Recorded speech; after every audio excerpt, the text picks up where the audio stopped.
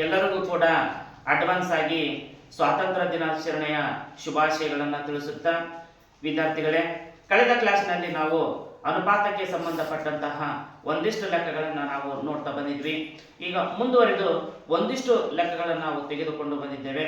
ಆ ಲೆಕ್ಕಗಳನ್ನು ಪರೀಕ್ಷೆಯಲ್ಲಿ ಯಾವ ರೀತಿಯಾಗಿ ಕೇಳ್ತಾರೆ, ನಾವು ಯಾವ ರೀತಿಯಾಗಿ ಅರ್ಥ ಮಾಡಿಕೊಂಡು ಯಾವ ರೀತಿಯಾಗಿ ಬಿಡಿಸಬೇಕು ಅನ್ನೋದನ್ನು ನಾನು ಇವತ್ತಿನ ಕ್ಲಾಸಸ್ಸಲ್ಲಿ ನಾನು ನಿಮಗೆ ಹೇಳ್ತಾ ಹೋಗ್ತೀನಿ. ಎಲ್ಲರೂ ಏನಂತಂದರೆ ವಿಡಿಯೋನ ಸ್ಕಿಪ್ ಮಾಡದೆ ಸಂಪೂರ್ಣವಾಗಿ ವಿಡಿಯೋನ ನೋಡ್ರಿ. ಇಷ್ಟವಾದರೆ ಲೈಕ್ ಮಾಡಿ, ಶೇರ್ ಮಾಡಿ, ಇನ್ನೊಬ್ಬರಿಗೂ ಕೂಡ ಅದು ಹೆಲ್ಪ್ ಆಗಲಿ ಅಂತ ಹೇಳ್ತಾ, ವಿದ್ಯಾರ್ಥಿಗಳೇ, ಇವತ್ತು ನಮಗೆ ಗೆಸ್ಟ್ ಆಗಿ ಪ್ರಮೋದ್ ಎಂಬ ವಿದ್ಯಾರ್ಥಿ ಬಂದಿದ್ದಾನೆ. ಇವರಿಗೆ ಏನಂತಂದ್ರೆ ಈ ಪ್ರಾಬ್ಲಮ್ಸ್ ಅನ್ನ ಯಾವ ರೀತಿಯಾಗಿ ನಾನು ಅರ್ಥ ಮಾಡಿಸ್ತಾ ಹೋಗ್ತೀನಿ, ನೀವು ಕೂಡ ಅರ್ಥ ಮಾಡ್ಕೊಳ್ತಾ ಹೋಗಿ. ಯಾಕೆಂತಂದ್ರೆ ಪ್ರತಿಯೊಂದು ಎಕ್ಸಾಮ್ನಲ್ಲಿ ಒಂದು ಪ್ರಶ್ನೆ ಬಂದೇ ಬರುತ್ತದೆ. ಆ ಪ್ರಶ್ನೆಗೆ ನೀವೆಲ್ಲರೂ ಉತ್ತರವನ್ನ ನೀಡಿ 1 ಮಾರ್ಕ್ಸ್ ಅನ್ನ ಪಡೆದುಕೊಡ್ರಿ ಅಂತ ಹೇಳ್ತಾ, ಹಾಗಾದ್ರೆ ಈಗ ನಾವು ಕ್ಲಾಸಸ್ ಅನ್ನ ಸ್ಟಾರ್ಟ್ ಮಾಡೋಣ. ನೋಡಿ ವಿದ್ಯಾರ್ಥಿಗಳೇ, ಫಸ್ಟ್ ಅನುಪಾತ ಅಂದ್ರೆ ಏನು ಅಂತ ತಿಳ್ಕೊಳ್ಳೋಣ. ಹೌದಾ? ಇಂಗ್ಲಿಷ್ ನಲ್ಲಿ ನಾವು ರೇಷಿಯೋ ಅಂತ ಕರಿತೀವಿ, ಸಮಾನುಪಾತಕ್ಕೆ ಏನಂತ ಕರಿತೀವಿ, ನಾವು ಪ್ರಪೋರ್ಷನ್ ಅಂತ ಕರಿತೀವಿ. ಫಸ್ಟ್ ನಾವು ಅನುಪಾತ ಎಂದರೇನು ಅಂತ ಅರ್ಥ ಮಾಡ್ಕೊಳ್ಳೋಣ, ಅಥವಾ ರೇಷಿಯೋ ಅಂದರೆ ಏನು ಅಂತ ಅನ್ನೋದನ್ನ ಅರ್ಥ ಮಾಡ್ಕೊಳ್ಳೋಣ. ನೋಡ್ರಿ, ರೇಷಿಯೋ ಅಂತಂದ್ರೆ two qualities of the same units ಅಂತ ಕರಿತೀವಿ. ಹೌದಾ? ಅನುಪಾತ ಅಂತಂದ್ರೆ ಒಂದೇ ರೀತಿಯ 2 ಅಂಶಗಳ ಹೋಲಿಕೆ, ಒಂದೇ ರೀತಿಯ 2 ವಸ್ತುಗಳ ಹೋಲಿಕೆ. ಹೌದೇನಪ್ಪ ಪ್ರಮೋದ? ಒಂದೇ ರೀತಿಯ 2 ಸಂಖ್ಯೆಗಳ ಹೋಲಿಕೆ, ಅಥವಾ ಒಂದೇ ರೀತಿಯ 2 ಮೂಲಮಾನಗಳ ಹೋಲಿಕೆಗೆ ಏನಂತ ಕರಿತೀವಿ ಅಂದ್ರೆ ನಾವು ಅನುಪಾತ ಅಂತ ಕರಿತೀವಿ. ಹಾಗಾದ್ರೆ ನಾನು ಒಂದಿಷ್ಟು ಎಕ್ಸಾಂಪಲ್ಗಳನ್ನ ಬರೆದಿದ್ದೀನಿ. ಆ ಎಕ್ಸಾಂಪಲ್ಗಳನ್ನ ನಾವು ತಿಳಿತಾ ಹೋದಾಗ ಏನಂತಂದ್ರೆ ನಮಗೆ ಅನುಪಾತ ಸಂಪೂರ್ಣವಾಗಿ ಅರ್ಥ ಆಗುತ್ತೆ. ಓಕೆ, ನೋಡ್ತಾ ಹೋಗೋಣ. ಈಗ ನೋಡಿ, ಒಂದೇ ಪ್ರಶ್ನೆ ಇದೆ. 4 ರೂಪಾಯಿ ಮತ್ತು 8 ರೂಪಾಯಿಯನ್ನು ಅನುಪಾತದಲ್ಲಿ ಬರೆಯಿರಿ ಅಂತಾರೆ. ಹೌದಾ? ಇಲ್ಲಿ ನೋಡ್ರಿ, 2 ಸಂಖ್ಯೆಗಳನ್ನ ಕೊಟ್ಟಾರೆ, ಅಂದ್ರೆ 2 ಬೆಲೆಗಳನ್ನ ಕೊಟ್ಟಾರೆ, ಅಥವಾ 2 ಮೂಲಮಾನಗಳನ್ನ ಕೊಟ್ಟಾರೆ. ಅವು 2 ಒಂದೇ ಮೂಲಮಾನವಾಗಿರ್ಬೇಕು. ಹೌದಾ? ಈಗ ನೋಡ್ರಿ, ಇದು 4 ರೂಪಾಯಿ ಇದೆ, ಇದು ರೂಪಾಯಿ ಇದೆ. ಹೌದಾ? ಇದು 8 ರೂಪಾಯಿ ಇದೆ, ಇದು ರೂಪಾಯಿದಲ್ಲಿದೆ. ಅಂದ್ರೆ ಹಣದ ಮೂಲಮಾನಗಳಲ್ಲಿ ನಾವು 2 ಅವತಾರಗಳನ್ನ ನೋಡ್ತೀವಿ. ಒಂದೇ ಅವತಾರ ಏನಂತಂದ್ರೆ ರೂಪಾಯಿ ಅವತಾರ, ಇನ್ನೊಂದು ಅವತಾರ ಯಾವುದು? ಪೈಸೆ ಅವತಾರ. ಹೌದಾ? 2 ಮೂಲಮಾನಗಳನ್ನು ನೋಡ್ತೀವಿ ನಾವು ಯಾವುದಲ್ಲಿ? ರೂಪಾಯಿ ಮೂಲಮಾನದಲ್ಲಿ. ಹೌದಾ? ಒಂದನೇದು ರೂಪಾಯಿ ಮೂಲಮಾನ, ಅದು ದೊಡ್ಡ ಮೂಲಮಾನ ಅಂತ ಕರಿತೀವಿ ರೂಪಾಯಿ. ಚಿಕ್ಕ ಮೂಲಮಾನ ಯಾವುದು ಅಂತಂದ್ರೆ ಪೈಸೆ. ಹೌದಾ? 2 ಅವತಾರಗಳನ್ನ ಅಥವಾ 2 ಅಂಶಗಳನ್ನ ನಾವು ರೂಪಾಯಿದಲ್ಲಿ ನೋಡ್ತೀವಿ. ಒಂದು ರೂಪಾಯಿ ಮೂಲಮಾನ, ಇನ್ನೊಂದು ಯಾವುದು? ಪೈಸೆ ಮೂಲಮಾನ. ಈಗ ನೋಡ್ರಿ, 2 ಒಂದೇ ರೀತಿಯ ಮೂಲಮಾನವನ್ನಾಗಿ ಹೊಂದಿರಬೇಕು. ನೋಡ್ರಿ, ಇದು ರೂಪಾಯಿ ಇದೆ, ಇದು ರೂಪಾಯಿ ಇದೆ. ಅಂದ್ರೆ ನಾವು ಅನುಪಾತಕ್ಕೆ ನಾವು ಪರಿವರ್ತನೆ ಮಾಡಬಹುದಾ? ಅಂದರೆ ಅನುಪಾತಕ್ಕೆ ಪರಿವರ್ತನೆ ಮಾಡೋದಕ್ಕಿಂತ ಮುಂಚಿತವಾಗಿ 2 ಸಂಖ್ಯೆಗಳು ಒಂದೇ ಮೂಲಮಾನದಲ್ಲಿ ಇದಾವೋ ಅನ್ನೋದನ್ನ ನಾವು ನೋಡ್ಕೋಬೇಕು. ಹೌದಾ? ನೋಡಿಕೊಂಡು ಏನ್ ಮಾಡೋದು, ಆಮೇಲೆ ಏನಂತಂದ್ರೆ ನಾವು ಅನುಪಾತದಲ್ಲಿ ಪರಿವರ್ತನೆ ಮಾಡಬೇಕು. ಈಗ ನೋಡ್ರಿ, ಈಗ 4 ರೂಪಾಯಿ ಇದೆ. ನೋಡಿ, ಇದು 4 ರೂಪಾಯಿ ಅನುಪಾತ ಎಷ್ಟು ಹೇಳ್ತೀವಿ? 8. ಹೌದಾ? ಇದನ್ನ ಇನ್ನೊಂದು ರೂಪದಲ್ಲಿ ಬರ್ಕೋಬಹುದು. ಹೆಂಗೆ? 4/8 ಅಂತ ಬರ್ಕೋಬಹುದು. ಹೌದಾ? ಅನುಪಾತದ ಇನ್ನೊಂದು ರೂಪವೇ ಭಿನ್ನರಾಶಿ, ಭಿನ್ನರಾಶಿಯ ಇನ್ನೊಂದು ರೂಪವೇ ಅನುಪಾತ. ಅರ್ಥ ಆಯ್ತಾ? 4/8 ಭಿನ್ನರಾಶಿ ರೂಪದಲ್ಲೂ ಕೂಡ ಬರ್ಕೋಬಹುದು. ಈಗ ಇದು ಕಡ್ತಾ ಹೋಗುತ್ತಾ ನೋಡೋಣ, ಅಂದ್ರ ಭಾಗ ಹೋಗುತ್ತಾ ನೋಡೋಣ ಒಂದ ಸಂಖ್ಯೆಯಲ್ಲಿ. ನೋಡ್ರಿ, ಈಗ 4 1 4 2 ಅಂದ್ರೆ ಎಷ್ಟು ಬಂತು? 1/2 ಅಂಶ. 1/2 ಅಂಶ ಅಂದ್ರೆ ಏನು? 1/2. ಹೌದಾ? ಈ ರೀತಿಯಾಗಿ ಏನಂತಂದ್ರೆ ಕೊಟ್ಟಿರುವಂತಹ ಅಂಕಿ ಸಂಖ್ಯೆಗಳು ಒಂದೇ ಮೂಲಮಾನದಲ್ಲಿ ಇದಾವೋ ಅನ್ನೋದು ನೋಡ್ಕೋಬೇಕು. ಒಂದೇ ರಾಶಿಯಲ್ಲಿ ಅದವೋ ಇಲ್ಲೋ ಅನ್ನೋದನ್ನು ನೋಡ್ಕೋಬೇಕು. ಒಂದು ವೇಳೆ ಇಲ್ಲ ಅಂತಂದ್ರೆ ಏನ್ ಮಾಡಬೇಕು? ಒಂದೇ ಮೂಲಮಾನವನ್ನಾಗಿ ಮಾಡಿಕೊಂಡು ಅನುಪಾತದಲ್ಲಿ ನಾವು ಪರಿವರ್ತನೆ ಮಾಡ್ಕೋಬೇಕು. ಹೌದಾ? ಇದನ್ನ ಯಾರು ಮರಿಬಾರದು. ಹೌದಾ? ಕೊಟ್ಟಿರುವಂತಹ ಅಂಕಿ ಸಂಖ್ಯೆಗಳನ್ನ ಕರೆಕ್ಟ್ ಆಗಿ ನೋಡ್ಕೋಬೇಕು, ಅರ್ಥ ಮಾಡ್ಕೋಬೇಕು. ಲೆಕ್ಕವನ್ನ ನಾವು ಬಿಡಿಸ್ತಾ ಹೋಗ್ಬೇಕು ಪರೀಕ್ಷೆಯಲ್ಲಿ.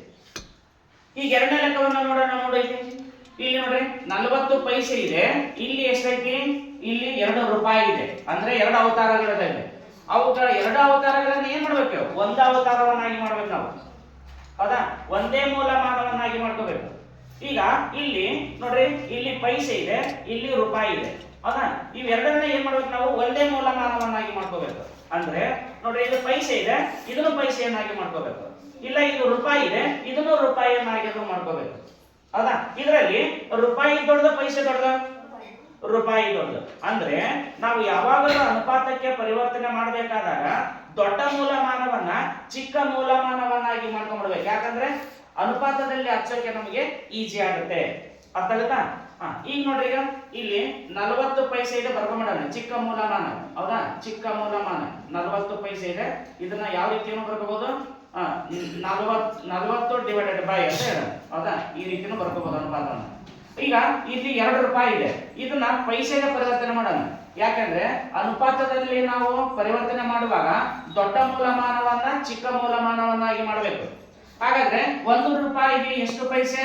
100 ಪೈಸೆ. ಅಂದ್ರೆ 2 ರೂಪಾಯಿಗೆ ಎಷ್ಟು ಪೈಸೆ? 200 ಪೈಸೆ. ಅಂದ್ರೆ 2ಕ್ಕೆ ಏನ್ ಮಾಡ್ಬೇಕಂತಂದ್ರೆ ಇಂಟು ಮಾಡಬೇಕು. ಎಷ್ಟು ಮಾಡ್ಬೇಕು? ಇಂಟು 100. ಯಾಕಂತಂದ್ರೆ 1 ರೂಪಾಯಿಗೆ 100 ಪೈಸೆ. ಯಾವಾಗಲೂ ದೊಡ್ಡದನ್ನ ಚಿಕ್ಕದನ್ನಾಗಿ ಮಾಡ್ಬೇಕಂತಂದ್ರೆ ಇಂಟು ಮಾಡ್ಬೇಕು, ನೆನ್ಪಿಟ್ಕೊಳ್ಳಿ. ಈಗ ಫಾರ್ ಎಕ್ಸಾಂಪಲ್ ಏನ್ ಮಾಡೀನಿ, ಹಣದ ಮೂಲಮಾನ ದೊಡ್ಡದೈತಿ, 2 ರೂಪಾಯಿ ಇದೆ, ರೂಪಾಯಿದಲ್ಲಿರುತ್ತೆ. ಅದನ್ನ ಪೈಸೆಗೆ ಪರಿವರ್ತನೆ ಮಾಡ್ಬೇಕಾದ್ರೆ ಇಂಟು 100 ಮಾಡ್ಬೇಕು. ಹೌದಾ? ಒಂದ್ ವೇಳೆ ಪೈಸೆಯನ್ನ ರೂಪಾಯಿಗೆ ಮಾಡ್ಬೇಕಾದ್ರೆ ಡಿವೈಡೆಡ್ ಬೈ 100 ಮಾಡ್ಬೇಕು. ಅಂದ್ರೆ ಚಿಕ್ಕ ಮೂಲಮಾನವನ್ನ ದೊಡ್ಡ ಮೂಲಮಾನವಾಗಿ ಮಾಡ್ಬೇಕಾದ್ರೆ ಡಿವೈಡೆಡ್ ಬೈ 100, ದೊಡ್ಡ ಮೂಲಮಾನವನ್ನ ಚಿಕ್ಕ ಮೂಲಮಾನವನ್ನಾಗಿ ಮಾಡ್ಬೇಕಾದ್ರೆ ಇಂಟು 100 ಮಾಡ್ಬೇಕು. ಅಂದ್ರೆ 2 ರೂಪಾಯಿಗೆ ಎಷ್ಟು ಪೈಸೆ ಆಯ್ತಪ್ಪ? 200 ಪೈಸೆ. ಅರ್ಥ ಆಯ್ತಾ? 200 ಪೈಸೆ. ಈಗ 200 ಪೈಸೆ ಅಂತ ಬರ್ಕೋಬೋದ ನಾವು? ನೋಡ್ರಿ, ಈಗ ಒಂದೇ ಮಗ್ಗಿಯಲ್ಲಿ ಕಟ್ತದ ನೋಡಿ. ಈ 0 ಕ್ಯಾನ್ಸಲ್ ಮಾಡ್ಕೋಬಹುದು. 4 1 4 5 20 ಅಂದ್ರೆ ಈಸ್ ಈಕ್ವಲ್ ಟು ಎಷ್ಟು? 1 5 ಬಂತು. ಇದರ ಅನುಪಾತದಲ್ಲಿ ಯಾವ ರೀತಿ ಮಾಡೋದು? 1 ಅನುಪಾತ 5. ಅರ್ಥ ಆಗುತ್ತಾ? ಈ ರೀತಿಯಾಗಿ ಏನಪ್ಪಾ ಅಂತಂದ್ರೆ ಎರಡು ಸಂಖ್ಯೆಗಳನ್ನಾಗಿರ್ಬೋದು, 2 ವಸ್ತುಗಳನ್ನಾಗಿರ್ಬೋದು, 2 ಯಾವುದಾದ್ರೂ ಅಳತೆಯ ಮೂಲಮಾನ ಆಗಿರ್ಬೋದು, ಅವುಗಳನ್ನು ಒಂದೇ ಮೂಲಮಾನವನ್ನಾಗಿ ಮಾಡಿಕೊಂಡು ಅನುಪಾತದಲ್ಲಿ ನಾವು ಪರಿವರ್ತನೆಯನ್ನ ಮಾಡಬೇಕಾಗುತ್ತೆ. ಹಾಗಾದ್ರೆ ಇನ್ನೊಂದು ಎಕ್ಸಾಂಪಲ್ ನೋಡೋಣ. ನೋಡ್ರಿ, ಈಗ ಇಲ್ಲಿ 1 ಗಂಟೆ ಮತ್ತು 20 ನಿಮಿಷವನ್ನು ಅನುಪಾತದಲ್ಲಿ ಬರೆಯಿರಿ ಅಂದಲ್ಲ. ಹೌದಾ? ಸ್ವಲ್ಪ ಇದು ಕಾಣಲಿ. 1 ಗಂಟೆ ಮತ್ತು 20 ನಿಮಿಷವನ್ನ ಅನುಪಾತದಲ್ಲಿ ಬರೆಯಿರಿ ಅಂತ ಹೇಳಿ. ಹೌದಾ? ಈಗ ನೋಡ್ರಿ, ಇಲ್ಲಿ 2 ಅವತಾರ ಅದಾವು. ಯಾವ್ದು? ಗಂಟೆಯ ಮೂಲಮಾನದಲ್ಲಿ ಒಂದು ಗಂಟೆ ಅವತಾರ, ಇನ್ನೊಂದು ಯಾವುದು? ನಿಮಿಷದ ಅವತಾರ ಐತಿ. ಈಗ ಇದನ್ನ 2 ಒಂದೇ ಮೂಲಮಾನವನ್ನಾಗಿ ಮಾಡ್ಕೋಬೇಕು. ಈಗ ಇದರಲ್ಲಿ ಗಂಟೆ ದೊಡ್ಡದು, ನಿಮಿಷ ದೊಡ್ಡದು? ಗಂಟೆ ದೊಡ್ಡದು. ಗಂಟೆ ದೊಡ್ಡದು ಅಂತಂದ್ರೆ ನಾವು ನಿಮಿಷಕ್ಕೆ ಪರಿವರ್ತನೆ ಮಾಡಬೇಕು ಗಂಟೆನ. ಅಂದ್ರೆ ಅನುಪಾತದಲ್ಲಿ ಹಚ್ಚೋಕೆ ನಮ್ಗೆ ಈಜಿ ಆಗುತ್ತೆ. ಈಗ ನೋಡ್ರಿ, ಈಗ 20 ನಿಮಿಷ ಇದೆ, 20 ನಿಮಿಷವನ್ನ ಬರ್ಕೊಂಬಿಡೋಣ. 20 ನಿಮಿಷ ಐತಿ, 20 ನಿಮಿಷ. ಹೌದಾ? 20 ನಿಮಿಷವನ್ನ ನಾವು ಕೆಳಗೆ ಬರ್ಕೊಳ್ಳೋಣ. ಓಕೆನಾ? ಈಗ ಗಂಟೆ ಇದೆ, 1 ಗಂಟೆಗೆ ಎಷ್ಟು ನಿಮಿಷ? 60 ನಿಮಿಷ. ಈಗ 60 ನಿಮಿಷವನ್ನ ನಾವು ಇಲ್ಲಿ ಬರ್ಕೊಂಬಿಡೋಣ. ಹೌದಿಲ್ಲ? ನೋಡ್ರಿ, ಇದು ನಿಮಿಷ ಆಯ್ತು, ಇದು ನಿಮಿಷ ಆಯ್ತು. ಹೌದಾ? 1 ಗಂಟೆಗೆ ಎಷ್ಟು? 60 ನಿಮಿಷ. 60 ನಿಮಿಷಕ್ಕೆ ಯಾಕೆ ಮಾಡ್ಕೊಂಡಪ್ಪ? ಯಾಕಂತಂದ್ರೆ ಇಲ್ಲಿ ನಿಮಿಷದಲ್ಲಿ ಇದೆ. ಹೌದಾ? ಇದು ಗಂಟೆಯಲ್ಲಿದೆ. ಇಲ್ಲ 2 ಗಂಟೆಯಲ್ಲಿ ಆದ್ರೂ ಮಾಡ್ಕೋಬೇಕು, ಇಲ್ಲ 2 ನಿಮಿಷದಲ್ಲಿ ಆದ್ರೂ ಮಾಡ್ಕೋಬೇಕು. ಒಂದೇ ಮೂಲಮಾನವನ್ನಾಗಿ ನಾವು ಮಾಡ್ಕೋಬೇಕಾಗುತ್ತೆ. ಹೌದಾ? ಅಂದ್ರೆ ಗಂಟೆಯಿಂದ ನಿಮಿಷಕ್ಕೆ ಹೋಗ್ಬೇಕಾದ್ರೆ ಇಂಟು 60. ಹೌದಾ? ನಿಮಿಷದಿಂದ ಗಂಟೆಗೆ ಬರ್ಬೇಕಾದ್ರೆ ಡಿವೈಡೆಡ್ ಬೈ 60. ಹೌದಾ? ಅಂದರೆ ದೊಡ್ಡ ಮೂಲಮಾನವನ್ನ ಚಿಕ್ಕ ಮೂಲಮಾನವನ್ನಾಗಿ ಮಾಡ್ಬೇಕಾದ್ರೆ ಇಂಟು ಮಾಡಬೇಕು, ಚಿಕ್ಕ ಮೂಲಮಾನವನ್ನ ದೊಡ್ಡ ಮೂಲಮಾನವನ್ನಾಗಿ ಮಾಡ್ಬೇಕಾದ್ರೆ ಏನ್ ಮಾಡಬೇಕು? ಡಿವೈಡೆಡ್ ಬೈ ಮಾಡಬೇಕು. ಈ 2 ಅಂಶಗಳು ನಮಗೆ ಗೊತ್ತಿರಬೇಕು ಅನುಪಾತದಲ್ಲಿ ಬರೆಯುವಾಗ. ಅರ್ಥ ಆಗುತ್ತಾ? ಈಗ ನೋಡ್ರಿ, ಈ 0 ಕ್ಯಾನ್ಸಲ್, 2 1 2 3. ಹೌದಾ? ಇಸ್ ಈಕ್ವಲ್ ಟು ಎಷ್ಟು ಬಂತು? 3 ಒಂದಾಂಶ. ಹೌದಾ? 3 ಒಂದಾಂಶ. ಅಂದ್ರೆ 1 ಗಂಟೆ 20 ನಿಮಿಷವನ್ನ ಅನುಪಾತದಲ್ಲಿ ಬರೆಯಿರಿ ಅಂದಾಗ ಅದರ ಆನ್ಸರ್ ಎಷ್ಟಾಗುತ್ತೆ? 3:1 ಆಗುತ್ತೆ. ಹೌದಾ? ಈ ರೀತಿಯಾಗಿ ಅನುಪಾತದ ಮೇಲೆ ಏನಂತಂದ್ರೆ ನಾವು ಲೆಕ್ಕಗಳನ್ನ ನಾವು ಮಾಡ್ತಾ ಹೋಗ್ತೀವಿ. ಪರೀಕ್ಷೆಯಲ್ಲಿ ಗ್ಯಾರಂಟಿ 1 ಮಾರ್ಕ್ಸ್ ಇದು ಬಂದೇ ಬರುತ್ತದೆ. ಹಾಗಾಗಿ ಇನ್ನೇನ್ ಮಾಡೋಣ? ಪ್ರಾಕ್ಟೀಸ್ ಮಾಡ್ತಾ ನಾವು ಹೋಗ್ಬೇಕಾಗುತ್ತೆ. ಅರ್ಥ ಆಗುತ್ತೆ ಎಲ್ಲರಿಗೂ? ಹಾಗಾದ್ರೆ ಮುಂದಿನ ಕ್ಲಾಸಸ್ ಅಲ್ಲಿ ಅನುಪಾತದ ಮೇಲೆ ಇನ್ನೊಂದಷ್ಟು ಲೆಕ್ಕಗಳನ್ನ ತರೋಣ. ಆ ಲೆಕ್ಕಗಳನ್ನು ಕೂಡ ಅರ್ಥ ಮಾಡಿಕೊಂಡು ಪರೀಕ್ಷೆಯಲ್ಲಿ ಯಾವುದೇ ಪ್ರಶ್ನೆ ಬರಲಿ ಆ ಪ್ರಶ್ನೆಗೆ ನಾವು ಉತ್ತರವನ್ನ ನೀಡೋಣ ಅಂತ ಹೇಳ್ತಾ ಮತ್ತೆ ಮುಂದಿನ ಕ್ಲಾಸ್ ಅಲ್ಲಿ ಎಲ್ಲರೂ ಸಿಗೋಣ. ಎಲ್ಲರಿಗೂ ಗುಡ್ ಲಕ್.